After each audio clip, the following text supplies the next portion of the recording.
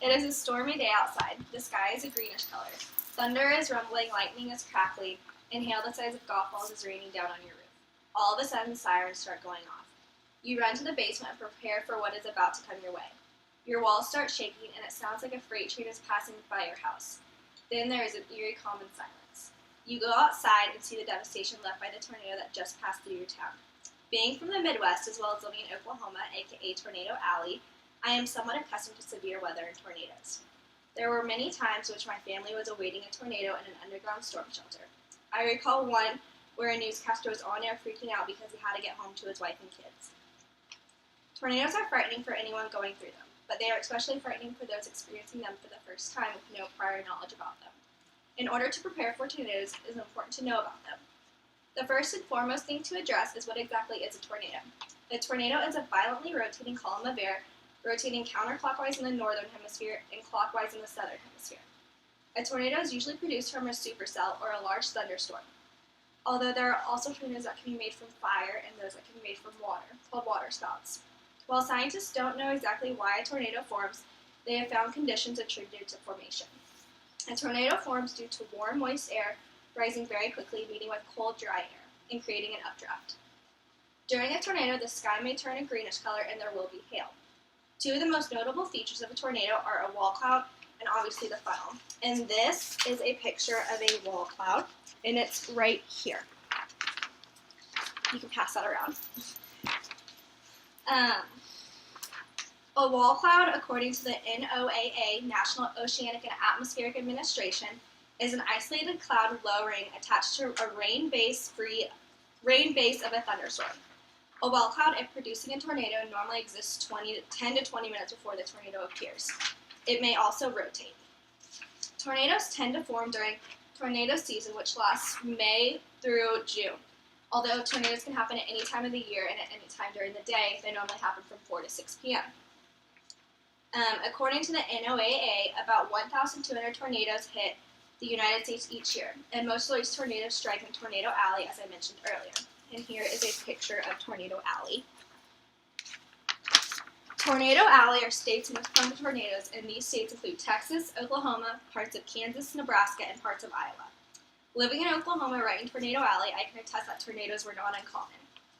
Tornado strength is measured by the Enhanced Fujita Scale. And this is the picture of the Enhanced Fujita Scale. So it just kind of has all the stuff listed.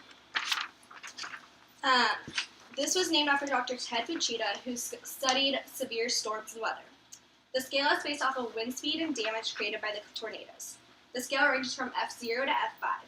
F0 have winds from 65 to 85 miles per hour with slight damage, such as broken branches, shallow trees pushed over, and roofing loss.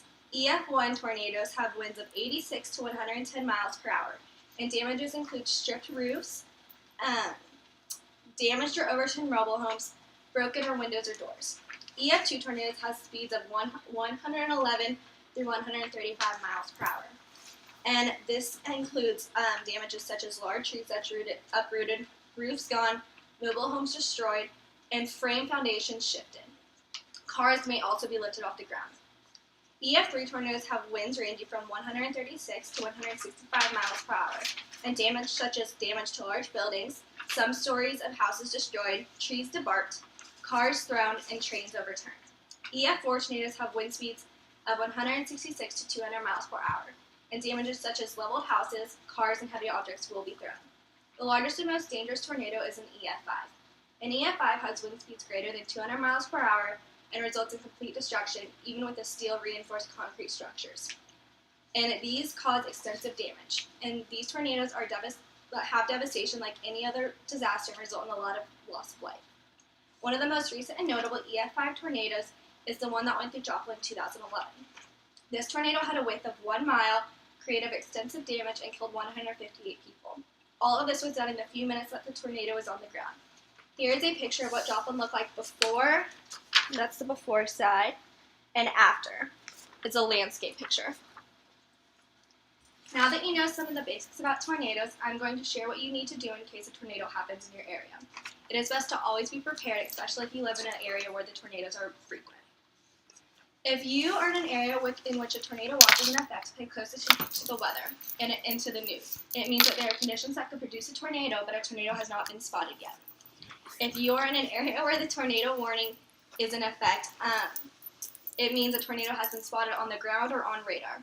In this situation, you should go to your basement or a storm shelter, or a bathroom in the interior of the house with no windows. And bring pillows and blankets to cover yourselves in case of flying debris. If you have a basement, try to keep some water and supplies in there, especially if you have tornadoes written a lot in your area. If you are in a car when a tornado hits, do not try to outrun it.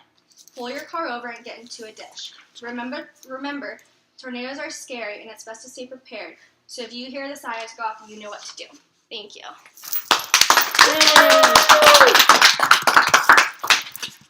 Was it still live?